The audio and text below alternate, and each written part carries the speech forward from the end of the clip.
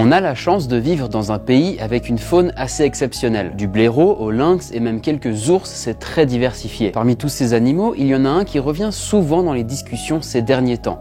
C'est le loup. En 20 ans, la population du canidé a pris l'ascenseur. Aujourd'hui, on parle de 300 individus sur le territoire suisse. Et dès le 1er décembre, les tirs de loup sont désormais autorisés à titre préventif, c'est-à-dire avant même que l'animal n'ait commis des dégâts. Et ça, c'est une nouveauté pour une espèce qui reste pourtant protégée. Si ces tirs sont permis, c'est à cause d'une révision de la loi sur la chasse, qui pourtant, à son origine en 1986, n'autorisait le tir du loup qu'uniquement après une attaque. Pourquoi en est-on arrivé là? Quels éléments avons-nous pour poser le pour et le contre? C'est ce qu'on va découvrir avec également un brin d'histoire.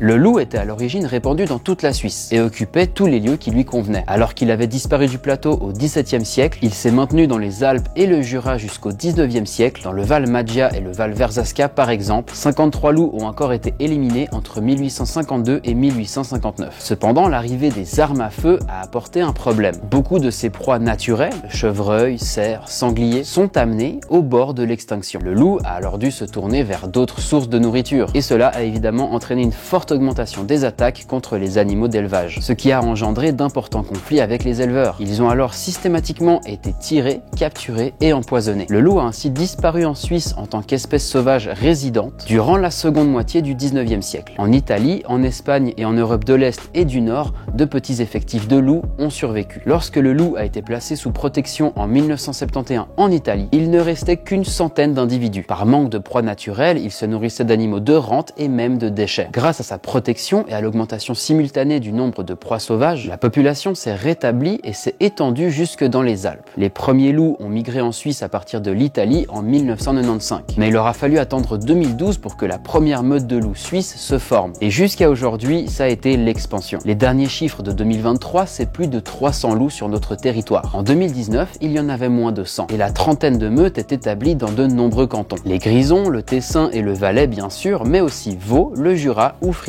Des loups ont même été photographiés jusque dans le canton de Genève. Les loups n'hésitent parfois plus non plus à s'approcher des habitations, même en journée, ce qui réveille d'anciennes peurs liées aux mythes qui entourent le prédateur. Historiquement, il n'y a pourtant aucune trace d'attaque de loups sur des humains en Suisse.